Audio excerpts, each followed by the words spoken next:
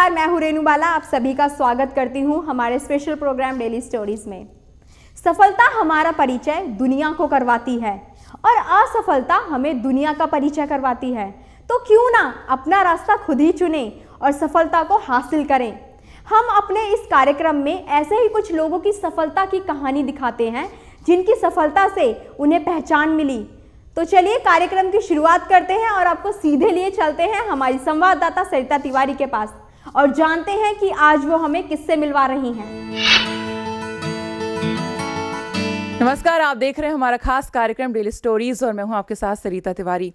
अपने इस कार्यक्रम के माध्यम से आपको एक ऐसी शख्सियत की सफलता की कहानी दिखाएंगे जो कि लोगों के लिए कई सारे काम करते हैं, समाज में सेवा करते हैं, साथ ही डीडीसी और अंबेडकर हॉस्पिटल के चेयरमैन भी हैं। और जी हाँ, यहाँ पर हम बात करें 18 से एमएलए यानी कि मोहिंदर गोयल जी की। स्वागत है आपका सर। Thank you. सर, आपसे जानना चाहूँगी, आप आज इस मुकाम पर पहुँचे हैं, कैसा लगता है? इस मुकाम पर पहुंचकर बहुत ही अच्छा लगता है। हम लोगों ने एक सपना देखा था कि भारत भ्रष्टाचार मुक्त हो। अन्ना जी के आंदोलन से और अन्ना जी से प्रेरित होकर इस आंदोलन का हिस्सा हम लोग बने और आज अरविंद केजरीवाल जी, मनीष सिसोदिया जी, संजय सिंह जी और कुमार भाई के साथ में मिलकर जो काम हम लोग आज राजनीति के क्षेत्र में कर रहे हैं, बहुत ही अच्छा लगता है और वो मुझे लगता है कि एक दिन हमारा सपना वो ज़रूर साकार हो। आपका जो पूरे ज़िंदगी का सफ़र रहा है यहाँ तक का, हम चाहते हैं कि बिल्कुल शुरुआत से आप बताइए कि आपका बचपन कैसे बीता, कहाँ से स्कूलिंग की, ग्रेजुएशन की, किस तरह से आप आगे बढ़े? बचपन मेरा कैथल के अंदर बीता है और पढ़ाई भी मैंने वहीं से की है और बचपन के अंदर मैंने हर उतार चढ़ाव देखा और पढ़ाई के अंदर भी जहाँ तक जितना भी होता था मन लगाकर पढ़ते थे और एक ही लगन होती थी कि समाज के लिए कुछ ना कुछ अच्छा कार्य करें। पेरेंट्स की बात करें तो वो क्या करते थे? पेरेंट्स हमारे मध्यम वर्गीय परिवार से थे, छोटा मोटा व्यापार करते थे और उसी से हमारी जीविका चलती थी और जो पेरेंट्स ने सिखाया है, समाज ने सिखाया है, तो उसी से सीखकर आज इस जगह तक पहुंचे। आपने पहली अपनी जॉब या पहला जो काम कहते हैं वो याद है, क्या किया था आपने? पहली जो जॉब मैंने की थी, पढ़ाई छोड़कर हरियाणा के अंदर आड़त की दुकान पे जब कोई बैठ के कोई काम सीखता तो उसको मुनिमी बोलते हैं। तो वो काम सीखकर, जिसे हम इंग्लिश के अंदर अकाउंटेंट का एक शब्द देते हैं, तो वहाँ से वो शुरुआत की थी और वो जॉब करके भी मुझे बड़ा ही अच्छा लगा क्योंकि मन के अंदर एक ही था, यदि आपको एक बहुत बड़ी ऊंचाई पे पहुंचना है तो आपको एक सफल नौकर जरूर बनना पड़ेगा। सर, आपका कोई बचपन से कोई ड्रीम था कि आप बड़े होंगे तो आपको ये बनना है या फिर बाय डिफॉल्ट ये किस्मत आपको यहाँ तक ले आई? बिल्कुल, बचपन में जब सपने देखता है आदमी तो यदि आपकी लगन होती है तभी आप सपनों को साकार कर पाते हैं और मैं उनके लिए हमेशा ही कहता हूँ, सफलता उन्हें मिलती है जिनके सपनों में जान होती है और पंख कैसे भी हो, हौसलों से उड़ान होती है, हौसलों से उड़ान। आप आज रिठाला से पार्षद हैं और हमने सुना है कि आप 2 बार सर्वे के अकॉर्डिंग आप बेस्ट एमएलए चुने जा चुके हैं। किस आधार पे ये सर्वे हुआ था, थोड़ा सा आप डिटेल में हमारे दर्शकों को बता सकते हैं?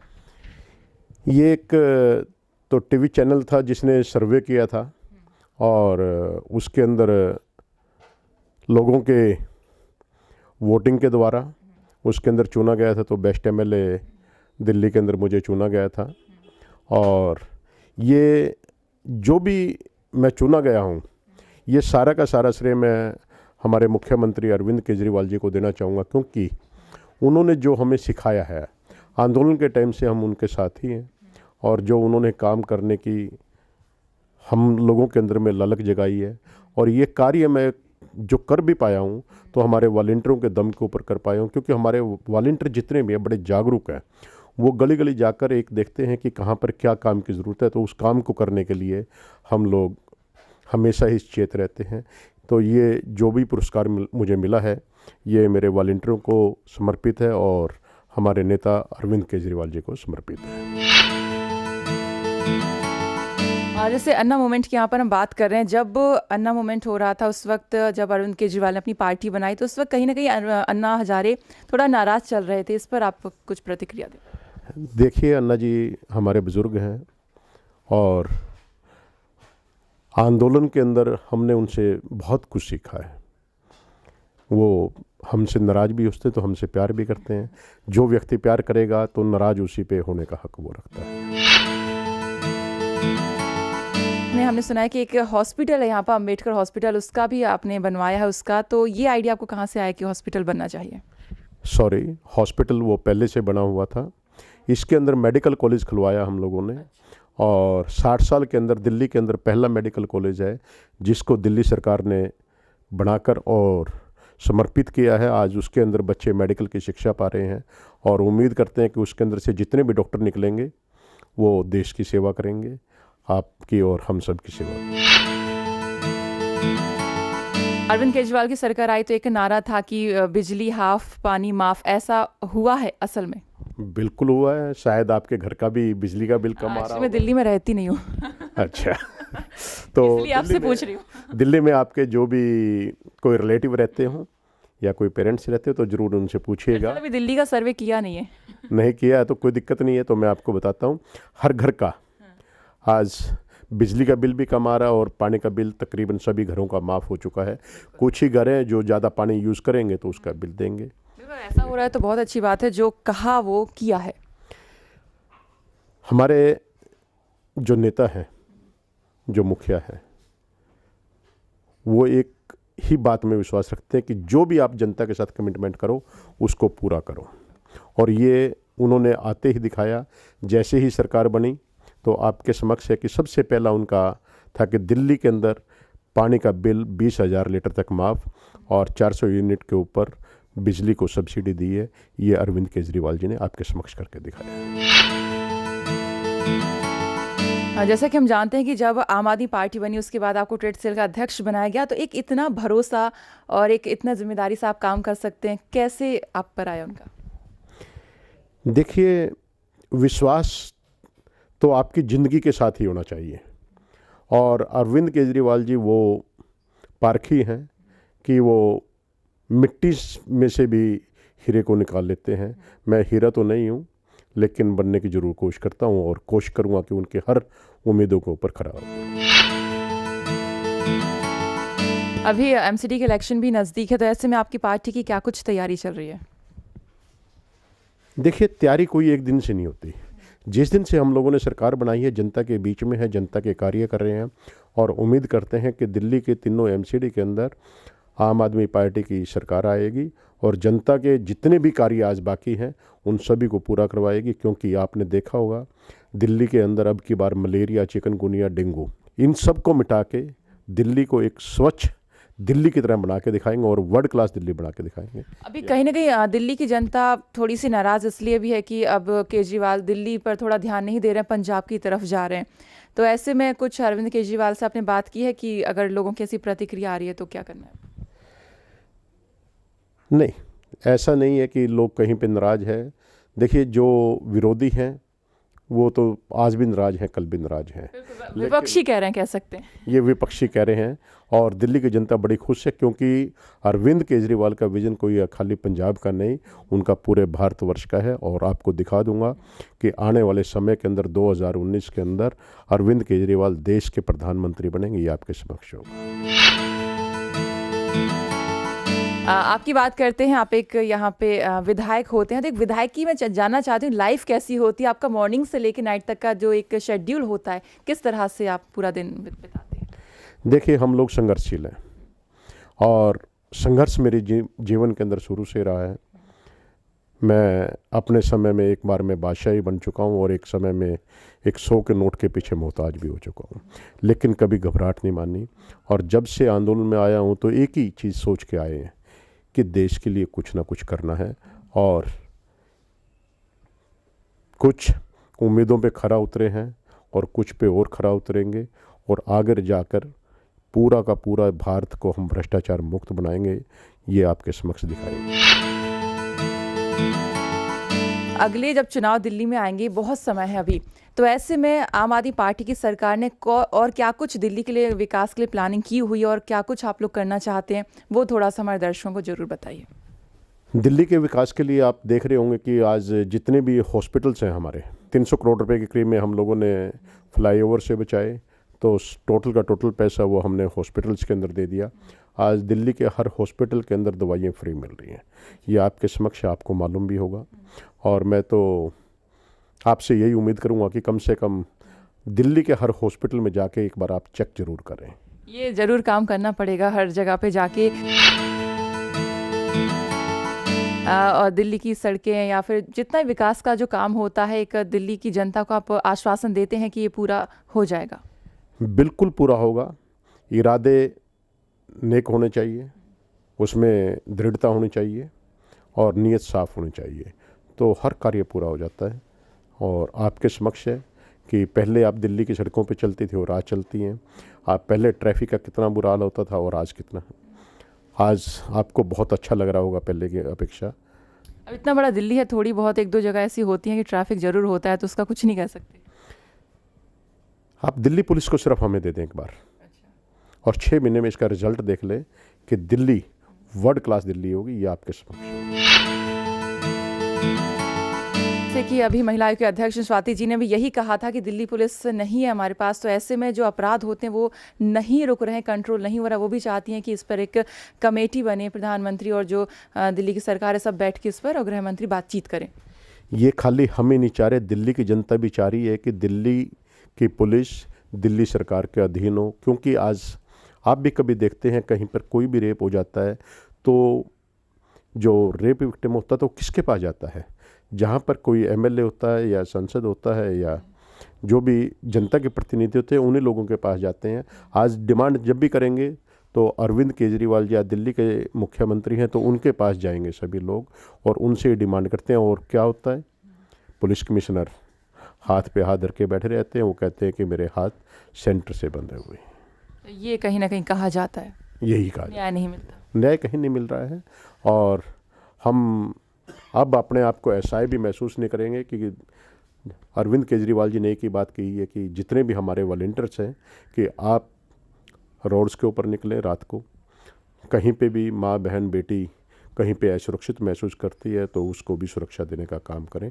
ये काम करने के लिए जा रहे हैं। और मोहल्ला सुरक्षा दल के हिसाब से भी हम लोग, जब भी हमारी मोहल्ला सभाएं गठित हो जाती है तो उसको ये हम न्याय देकर रहे हैं।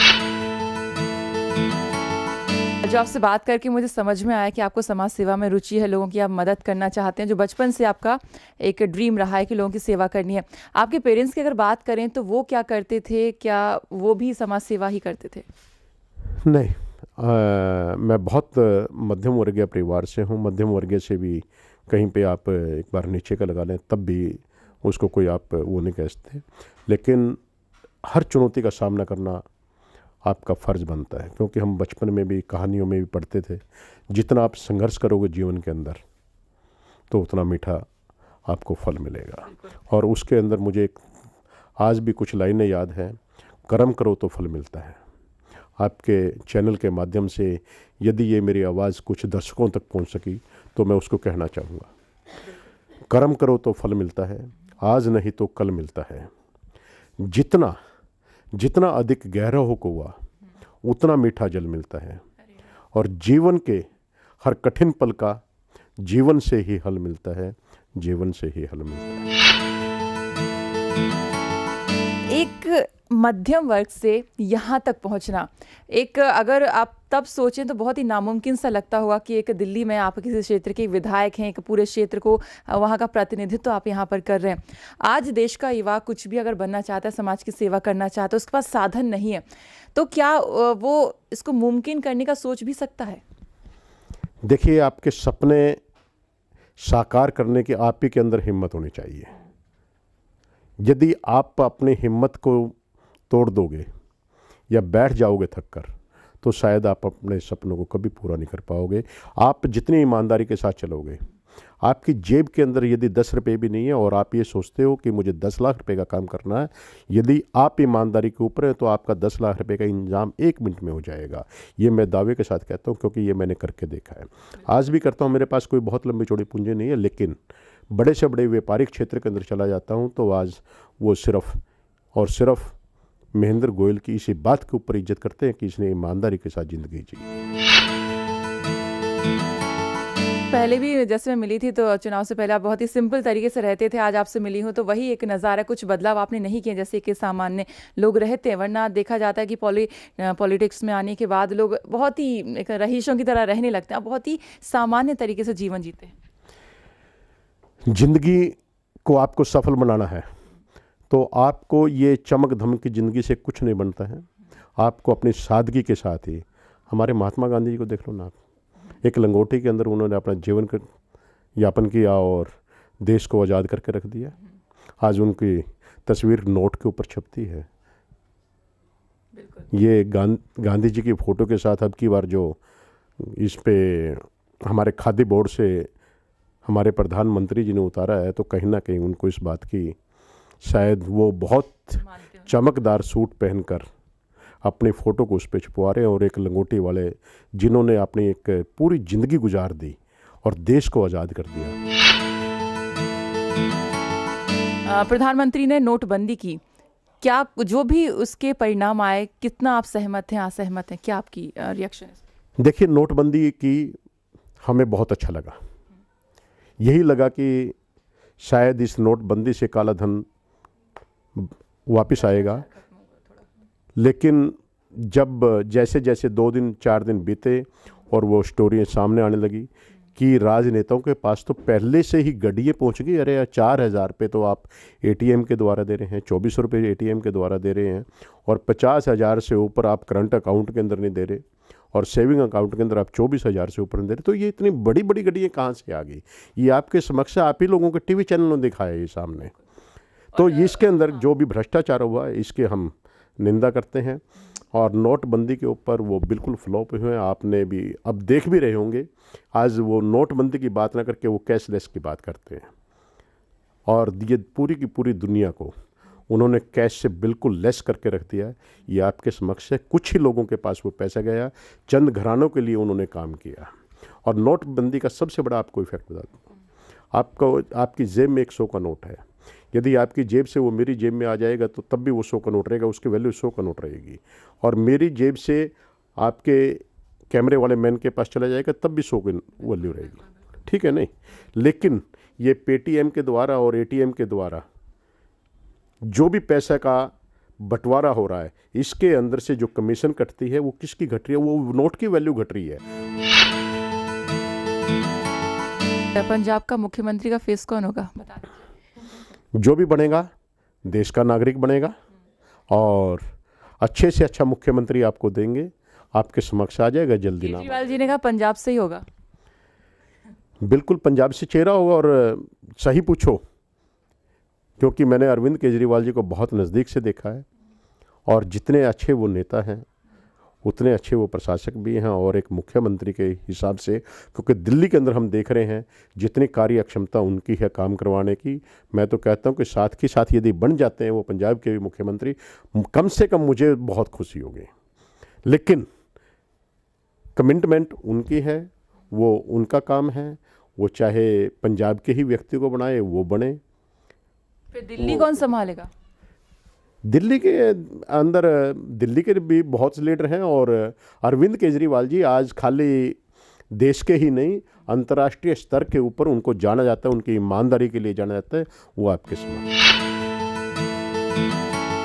ऑडी 1 अरविंद केजरीवाल ने किया था तो उसका इंटरनेशनल लेवल पे काफ़ी सराहना मिली। कई सारे जो सेलिब्रिटीज़ मतलब एक्टर थे उन्होंने भी काफ़ी सराहना की उसकी।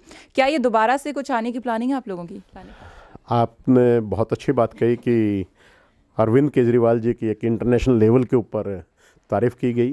खाली ऑडी 1 उनके लिए नहीं, मोहल्ला क्लिनिक भी दिल्ली के अंदर जितने खोले गए हैं उसके लिए इंटरनेशनल लेवल के ऊपर तारीफ़ की गई है। बहुत से देश ने विदेश ने उनकी तारीफ़ की है और भी सबसे बड़ी तारीफ़ है उनकी ईमानदारी की। आज तक अरविंद केजरीवाल की ईमानदारी के ऊपर कोई भी उंगली नहीं उठा सका, चाहे हमारे देश के प्रधानमंत्री लेकिन वो तो सब पर उंगली उठाते हैं, बोलते हैं सारे भ्रष्ट हैं। देखिए, चोर को चोर कहने में कभी बुराई नहीं होती, और जो चोर है अरविंद केजरीवाल जी, चाहे उनका कोई साथी भी होता तो 1 मिनट में उसको चोर कहते हुए और बाहर निकालते हुए देर नहीं लगाते। ये आप देख रहे हो। ये तो पॉलिटिक्स की बातें होती रहेंगी, आपकी बात करते हैं। आज आपसे मिलने आए हैं, आपके लिए प्रोग्राम है पूरा। आप और बताइए, समाज सेवा तो आप करते ही हैं, सब कुछ कर रहे हैं, समाज के लिए कार्य कर रहे हैं, और क्या क्या आपकी हॉबीज़ हैं, क्या कुछ आपको करना पसंद है? हॉबी मेरी बहुत ज़्यादा कोई ऐसी वो नहीं है, मैं जैसा भी रंग सामने होता है उसके अंदर वो रंग जाता हूँ। दोस्त होते हैं तो दोस्तों जैसी बात करता हूँ, बुज़ुर्ग मिलते हैं तो बुज़ुर्गों जैसी बात कर लेता हूँ। बचपन से की बात सीखी है कि जल्दी ही आपके सामने जैसे भी व्यक्ति बैठे, आपके सामने बच्चे बैठे तो बच्चों की तरह बर्ताव करो, और बुज़ुर्ग बैठे तो बुज़ुर्गों की तरह आप बात करो। आपके बच्चे भी हैं, तो क्या उनको भी आपने पॉलिटिशियन बनाना है, कुछ और आपने सोच रखा है? देखिए, ये बच्चों की इच्छा जो भी होगा, मैं उनके ऊपर अपनी कभी भी इच्छा थोपता नहीं हूँ। एक बिटिया आर्किटेक्ट कर रही है, और एक बेटा है वो +1 के अंदर है, और एक बिटिया है वो बीकॉम कर रही है। जो पेरेंट्स जिस फील्ड में होते हैं उनके बच्चे भी वही कर रहे होते हैं, चाहे पॉलिटिक्स की आप बात कर लें, आप बॉलीवुड की बात कर लें। समाजवादी पार्टी सबसे जीता जाता एक उदाहरण यहाँ पे हम कह सकते हैं, परिवारवाद वहाँ पे चलता है। कहीं ऐसा आप पार्टी में तो नहीं होगा? नहीं, बिल्कुल नहीं होगा। और क्योंकि हमारी पार्टी का एक ही उद्देश्य है कि एक परिवार से एक ही व्यक्ति को टिकट दी जाएगी, और यदि मेरे बच्चे पॉलिटिक्स में आना चाहेंगे तो मुझे उस पॉलिटिक्स से रिजाइन करके, पॉलिटिक्स तो हम करेंगे तो संगठन की पॉलिटिक्स करेंगे, खुद इलेक्शन नहीं लड़ेंगे। और अभी बच्चों का कोई ऐसा ना उद्देश्य है ना हमारा उद्देश्य है। उनकी किस्मत में जैसा होगा वो करेंगे, और मेरी में जो है वो मैं करूँगा।